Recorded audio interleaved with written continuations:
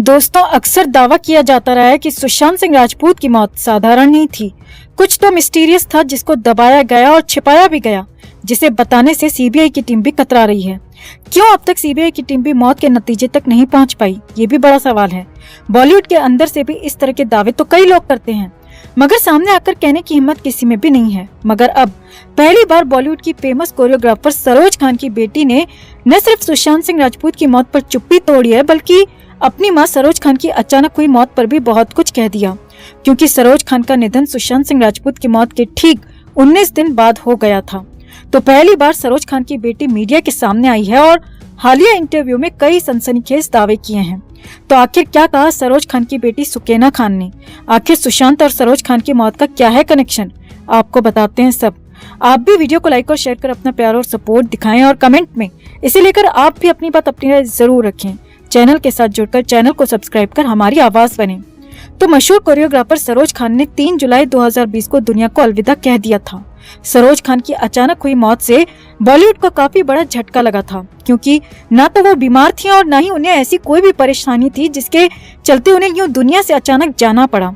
हालांकि शुरुआती वजह कोरोना बताई गई, मगर अब सरोज खान की मौत को लेकर कुछ और ही बातें निकलकर सामने आ रही हैं। तो सरोज खान की बेटी सुकैना खान पहली बार मीडिया के सामने आई हैं और 2 साल बाद अपनी मां की मौत को लेकर बहुत कुछ कह दिया। सुकैना खान ने बताया कि जब 14 जून 2020 को सुशांत की न्यूज हमें मिली थी, तो मां सरोज खान बेहद परेशान हो गई थी। वो दिन रात बस सुशांत की ही बातें करती थी। वो कह रही थी कि सुशांत बहुत अच्छा डांसर था, अच्छा एक्टर था। मैं उससे जितनी भी बार मिली एक अलग ही एनर्जी देखने को मिलती थी। सुकैना खान ने बताया कि सरोज खान हमेशा कहती थी कि सुशांत सिंह राजपूत बहुत अच्छा कर रहा है, ये ऐसा लड़का है जो बहुत आगे जाएगा। सुकैना के मुताबिक मां सुशांत को बहुत पसंद करती थी। सुकैना खान ने बताया कि सुशांत का यूं दुनिया से जाना मां को सदमे में डाल चुका था।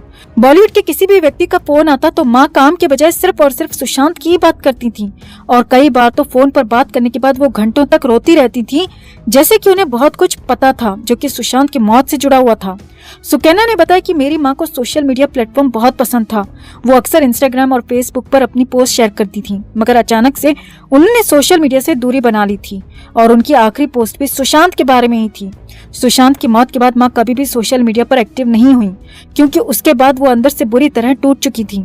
यहाँ आपको सरोज खान की वो आखिरी पोस्ट भी बताते हैं जो सरोज खान ने सुशांत की मौत के बाद की थी, और इसके बाद उन्होंने सोशल मीडिया पर कोई पोस्ट नहीं की।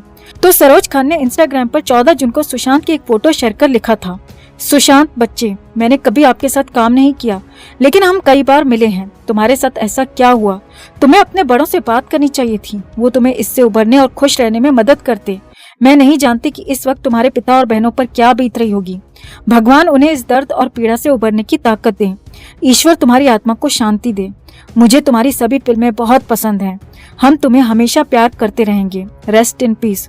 सुकैना ने आगे बताया कि आखिरी बार उन्होंने फोन पर किसी से 24 जून को बात की थी, जिसके बाद वो काफी डरी सहमी रहती थी। वो ना तो हमसे बात करती थी और ना ही अपने कमरे से बाहर निकलती थी। वो बीमार नहीं थी, हमेशा बहुत हिम्मत रखती थी, मगर उस फोन के बाद जिस हाल में हमने उन्हें देखा वैसा कभी नहीं देखा। सुकैना खान ने बताया, जिस तरह से पूरी दुनिया सुशांत की मौत की सच्चाई जानना चाहती है, उसी तरह हम भी जानना चाहते हैं कि आखिर हमारी माँ को क्या हुआ था। सुकैना के मुताबिक माँ ज्यादा परेशान रहती थी और खाना पीना भी कम कर दिया था, तो हमें उन्हें मजबूरी में अस्पताल में एडमिट करवाना पड़ा। जब उन्हें अस्पताल में एडमिट करवाया गया तब वो ठीक ठाक हालत में थी, मगर 4 दिन के अंदर उनकी मौत हो गई, जो कि हमारी समझ से परे है। 2 साल बाद भी नहीं समझ पाए कि आखिर हमारी माँ को हुआ क्या था। ये सब हमारे लिए आज भी मिस्टीरियस ही बना हुआ है। अब सुकैना की बातों से साफ है कि सुशांत और सरोज की मौत के बीच कोई तो कनेक्शन है।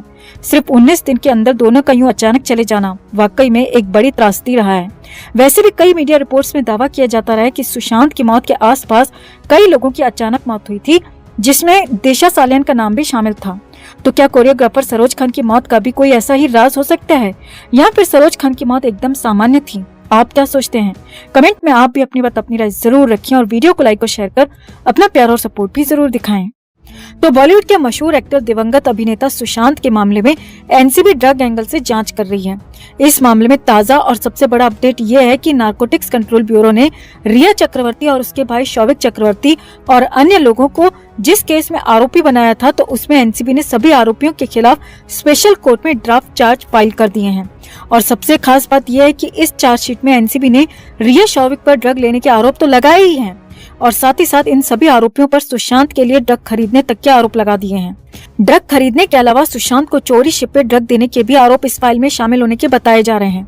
रिपोर्ट की माने तो 4 ड्राफ्ट्स में उन व्हाट्सएप चैट्स को भी शामिल किया गया है जिसमें रिया सुशांत के लिए ड्रग भेजने की बात कह रही है और चाय, कॉफी या जूस में मिलाकर देने की भी बात हुई थी।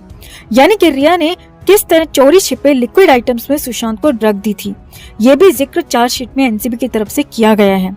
अब मीडिया रिपोर्ट्स की माने तो कोर्ट में एनसीबी जब ड्राफ्ट्स लेकर पहुंची और सुनवाई हुई, तो इस पूरी कार्रवाई के दौरान रिया अपने भाई शौविक के साथ कोर्ट में ही मौजूद थी और दोनों भाई बहन एनसीबी के आरोपों को चुपचाप सुन रहे थे।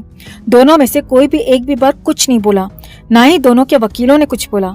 अब कोर्ट के अंदर एक्सेप्ट क्या हुआ ये तो सामने नहीं आया, लेकिन हाँ, कोर्ट से बाहर निकलने के बाद इस मामले में बात करते हुए एनसीबी की तरफ से पेश हुए स्पेशल पब्लिक प्रोसिक्यूटर अतुल सरपंदे ने बताया कि इस चार्जशीट में सभी आरोपियों पर आरोप तय किए गए हैं, जिसमें रिया चक्रवर्ती, शौविक चक्रवर्ती, सिद्धार्थ पिठानी समेत कई आरोपी शामिल हैं। अतुल सरपंदे ने बताया कि रिया और उसके भाई शौविक ने ड्रग का इस्तेमाल किया था। दोनों ने ही सुशांत के लिए ड्रग्स खरीदी भी थी और सभी आरोप एनसीबी ने चार्जशीट में दाखिल कर दिए हैं। पब्लिक प्रोसिक्यूटर अतुल सरपंदे ने आगे बताया कि कोर्ट सभी पर आरोप तय करने वाली थी, लेकिन ऐसा हो नहीं पाया क्योंकि कुछ आरोपियों ने डिस्चार्ज एप्लीकेशन दाखिल कर दी है। इस वजह से कोर्ट की तरफ से अभी फैसला नहीं लिया गया है। कोर्ट ने कहा है कि डिस्चार्ज एप्लीकेशन पर फैसला लेने के बाद ही आरोपियों पर बाकी के आरोप तय किए जाएंगे। हालांकि सरपंदे ने ये जरूर बताया कि रिया और शौविक ने डिस्चार्ज एप्लीकेशन नहीं लगा रखी, यानी कि इन दोनों पर तो आरोप होना बिल्कुल तय है और अभी इन पर यह आरोप लग चुके हैं। और यहाँ आपको ये बता दें कि कोर्ट के स्पेशल जज वीजी रघुवंशी अब इस मामले की अगली सुनवाई 12 जुलाई को करेंगे, यानी कि 12 जुलाई को रिया चक्रवर्ती, शौविक चक्रवर्ती पर आरोप तय होंगे और ये पूरी तरह से तय हो चुका है। इन दोनों के अलावा कई और भी आरोपी इस चार्जशीट में शामिल हैं। अगर किसी को भी कोर्ट की तरफ से डिस्चार्ज मिलता है तो ठीक है, वरना रिया और शौविक के साथ सभी आरोपियों पर 12 जुलाई को आरोप तय किए जाएंगे। अब आरोप तय होने के बाद आगे क्या होता है, क्या क्या होगा वो भी समझिए। अगर किसी पर कोर्ट में आरोप तय कर दिए जाते हैं तो फिर ट्रायल चलता है, केस शुरू हो जाता है। और अगर 12 जुलाई को रिया चक्रवर्ती और शौविक के खिलाफ आरोप तय होते हैं तो इन दोनों पर भी कोर्ट में केस चलेगा, सुनवाई चलेगी, तारीख लगेगी, ट्रायल लगेगा, जिसमें दोनों पक्षों के वकील अपनी अपनी दलीलें देंगे। गवाहों और सबूतों को कोर्ट के सामने रखा जाएगा, पेश किया जाएगा और एनसीबी ने जो सबूत, जो गवाह अपनी चार्जशीट में दिए हैं, उन्हें भी यहाँ पर सामने लाया जाएगा। ट्रायल के दौरान आरोप सिद्ध हो जाते हैं तो फिर कोर्ट की तरफ से सजा भी मुकर्रर की जाती है। यानी कि अब 12 जुलाई का इंतजार है, जिस दिन कोर्ट रिया और शौविक पर आरोप तय करेगी और एक बार आरोप तय हो गए तो वो दिन भी दूर नहीं जब सुशांत को इंसाफ मिलेगा, सुशांत के दोषियों को उनकी सजा मिलेगी।